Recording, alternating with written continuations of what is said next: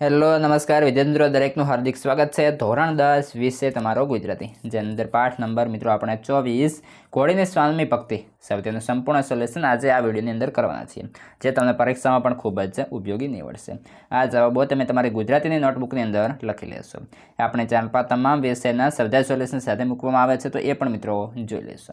તમે જો ચેનલમાં પ્રથમ વખત આવ્યા છો તો ચેનલને સબસ્ક્રાઇબ કરી બાજુના બેલ બટન પર ઓલ નોટિફિકેશન કરી દેશો।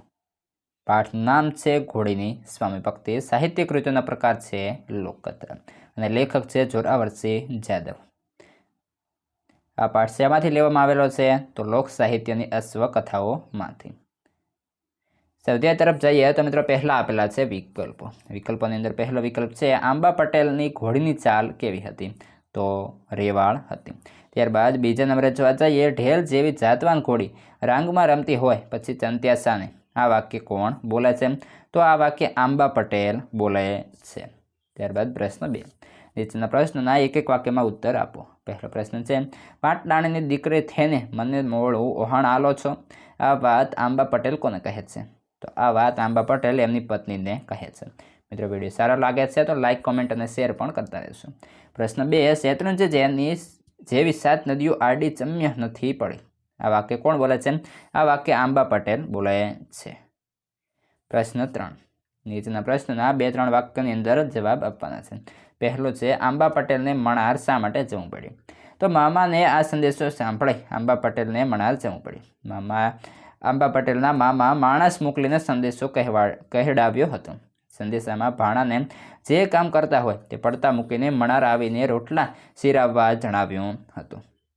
પ્રશ્ન 2, પૂરમાં ડૂબતા આંબા પટેલને કેવી રીતે જીવનદાન મળ્યું, તો કાંઠા સુધી પહોંચેલી ઢેલ ઘોડીએ જાણ્યું કે તેની પીઠ પર આંબા પટેલ નથી, એટલે નસકોરા ફુલાવતી પૂરમાં ડૂબતા આંબા પટેલને શોધવા નીકળે। સડસડાટ કરતી આંબા પટેલ સુધી પહોંચી ઘોડીને જોતા જ આંબા પટેલ તેના ગળે વળગી પડ્યા અને ચતુર ઘોડી આંબા પટેલને લઈ પાણીના વહેણને ફંગોળતી મહામુસીબતે કાંઠે આવી। આ રીતે ઢેલ ઘોડીને કારણે પૂરમાં ડૂબતા આંબા પટેલને જીવનદાન મળ્યું।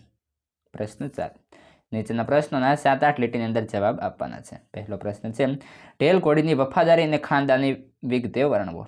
તરવામાં તેમની એક પણ કારી ફાવતી નહોતી, તેમનામાં હિંમત રહી નહોતી। આંબા પટેલ શેત્રુંજી નદી ઓળંગીને સામે પાર કેમ જવું એની વિમાસણમાં હતા। ઢેલ ઘોડી તો જેમ તેમ કરીને કાંઠા સુધી પહોંચી ગઈ, પણ ઘોડીને જાણે થઈ કે તેનો માલિક પાણીમાં રહી ગયો છે, એટલે ઘોડી નસકોરા ફુલાવતી સહેજ પણ રોકાયા વિના પાણીમાં ખાબકીને ધણીને શોધવા નીકળ્યા। તે વખતે આંબા પટેલ પાણીમાં તણાતા હતા। આંબા પટેલ ઢેલ ઘોડી પર સવાર થઈને મામાને ત્યાંથી ઘરે જવા ઉપડ્યા। ચોમાસાના દિવસો હતા, મામાને ત્યાં પાછા જવાય તેમ નહોતું અને ઘેર પહોંચ્યા વિના છુટકારો નહોતો। એમ વિચારીને આંબા પટેલે કેડે બાંધીને ઘોડીને એડી મારી અને ઘોડી છલાંગ મારી શેત્રુંજી નદીમાં ખાબકી, પરંતુ નદીમાં પાણીનો વહેણ પુષ્કળ હતું। વરસાદને કારણે શેત્રુંજી નદીમાં ઘોડાપૂર આવ્યું હતું।